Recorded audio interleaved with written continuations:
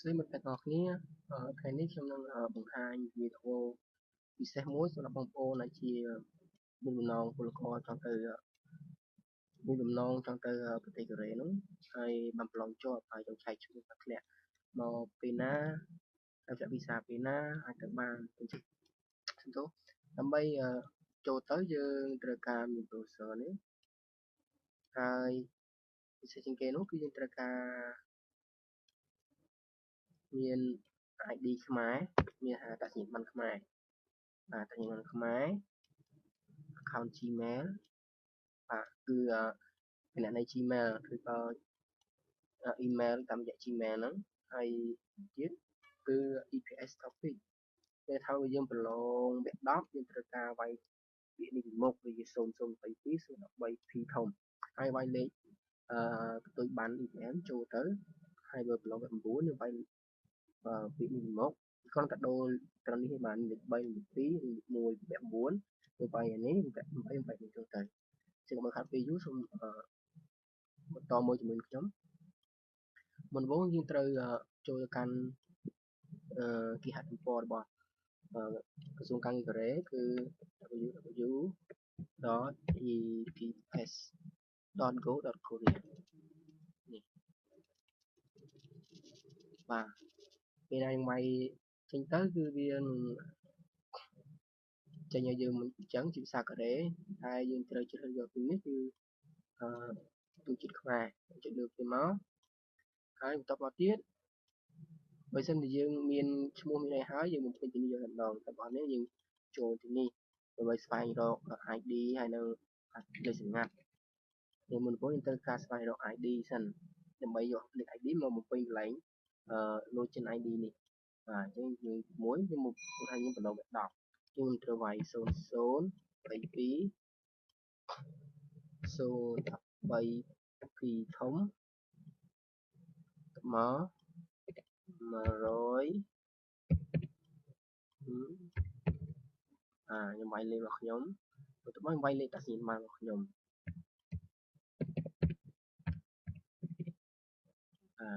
ដល់ហើយខ្ញុំមកទៀត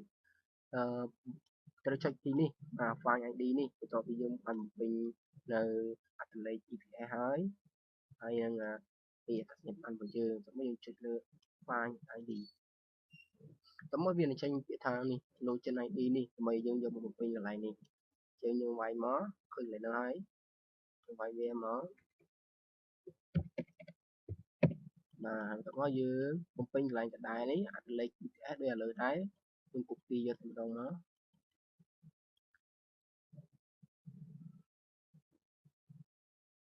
វាចូលតោះយើង copy លាតតាសញ្ញាប័ណ្ណនេះទៅដាក់មកវាចូលព្រមពេញអស់ហ្នឹងហើយយើងចុចពីថា find password តមកវានឹងចុចទាំងទៀតឲ្យយើងនេះទាំងនេះគឺត្រូវការយើងមាន email Gmail បាទក្នុងកន្លែងនេះបើយកមាន account Gmail ទេយើងត្រូវការបង្កើតអញ្ចឹងបើត្រូវការបង្កើតបងប្អូនអាចចុចខាងក្រោមទៅមើលវីដេអូ YouTube នេះហើយចុចខាងក្រោមទៅនឹងឃើញពីរបៀបវីដេអូមួយទៀតពីរបៀបបង្កើត account Gmail បាទអញ្ចឹងដូចថាខ្ញុំវាយ account Gmail ខ្ញុំnew វាសនា2013តើមកកន្លែងនេះ Gmail បាទយើងជ្រើសរើសបានតែបើជួបមកវាចេញខុសចេះយើងត្រូវជ្រើសយកពីថា Gmail នេះបាទតើមកយើងចុចពីថាយល់ព្រមតើយល់ព្រមទៀតតើវាលុបទាំងចេញមកយើងអញ្ចឹងក្នុងការមើលដំណើរការអន្តរវេសនេះតើយើងបំពេញទីនេះហើយសិនអាចមើលបានអញ្ចឹងវាចុចទៅវាឲ្យយើងមើលឃើញអញ្ចឹងដើម្បីទៅយើងត្រឡប់ទៅមើល account Gmail របស់យើងទៅមើលចូលក្នុង Gmail www.gmail.com មកតើនេះសារយើងមាន account ច្រើនបង្កើតអញ្ចឹងយើងជ្រើសយក Gmail ណាបានដែរ Gmail ខ្ញុំហើយ password របស់ខ្ញុំ